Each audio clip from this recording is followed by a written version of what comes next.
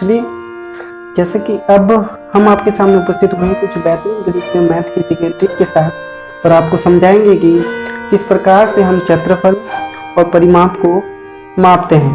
आइए देखते हैं। हम बात करेंगे क्षेत्रफल और परिमाप की। क्षेत्रफल और परिमाप की हम बात करेंगे आज। क्षेत्रफल और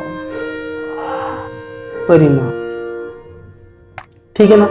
तो आखिर परिमाप क्या होता है? परिमाप सीधा सा हम अर्थ ले सकते हैं कि परि और प्लस माप से ले लेते हैं। परि का अर्थ होता है चारों ओर, माप यानी किस प्रकार से उसकी इकाई मापी गई है, ठीक है। इसी प्रकार से हम पर्यावरण भी शब्द इस्तेमाल करते हैं। परि का अर्थ चारों ओर, आवरण में घेरा हुआ। इसी प्रकार से परि का अर्थ हमने समझ लिया कि चारों ओर का माप ही परिमाप है। जैसे मान लेते हैं हम ये वर्गाकार वर्ग है कोई, इसकी एक लेंथ है हमारे पास दी हुई है 4, ठीक है। तो 4 दी हुई है, इसका वर्ग में चारों भुजाएं बराबर होती हैं, आमने सामने की मतलब चारों भुजाएं बराबर होती हैं, तो ये भी 4, ये भी 4, ये भी 4 हो जाएगी।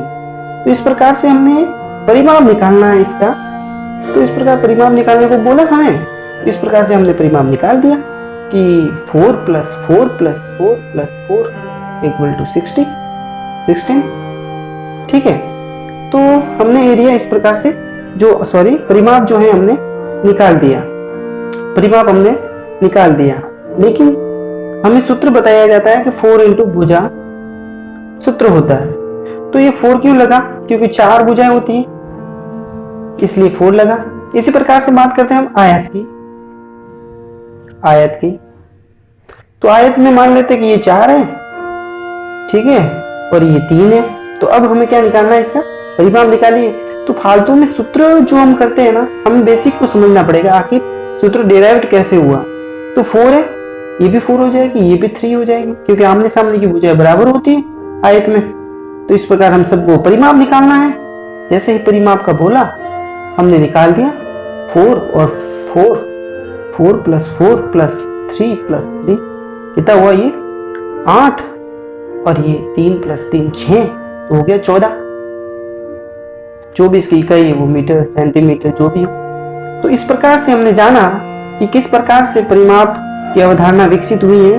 और परिमाप का अर्थ होता है भुजाओं का कुल योग कितना है।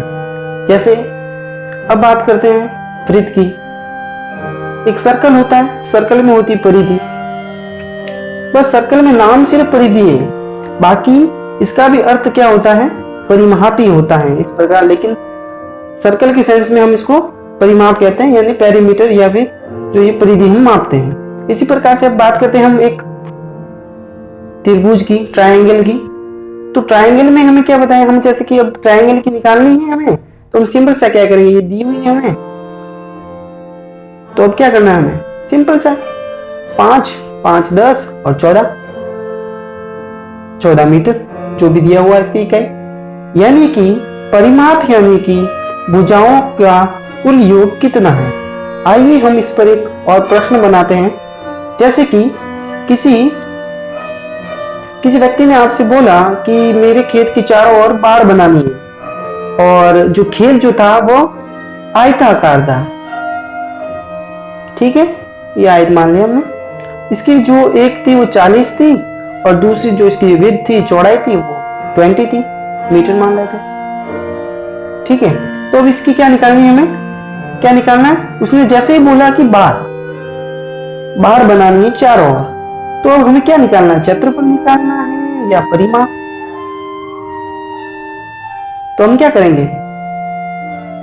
तो हम क्या निकालेंगे? हम परिमाप निकालेंगे। परिमाप क्यों? क्योंकि बाड़ जो होगी ना, वो चारों ओर बनेगी, यहां भी और यहां भी। यानी कि बाड़ का बोलते ही हमारे दिमाग में आना चाहिए कि यानी कि वो परिमाप की बात कर रहा है। तो हम सूत्र क्या लगाएंगे? 2 × लंबाई + चौड़ाई। लेकिन ये सूत्र कैसे बना? अब हम मान लेते हैं, अब हम सीधा कैसे निकालेंगे? ये भी 40, ये भी 40 हो जाएगी, ये भी 20 हो जाएगी, ठीक है। तो हम सबको जोड़ देंगे, 40 और 40 80 और 120 हो जाएगी। यानी कि हमने जो चारों थी इन चारों को जोड़ दिया, और मीटर 120 मीटर। इस प्रकार से हमने परिमाप के सेंस को समझा और किस प्रकार से हम परिमाप निकाल सकते हैं वो हमने जाना।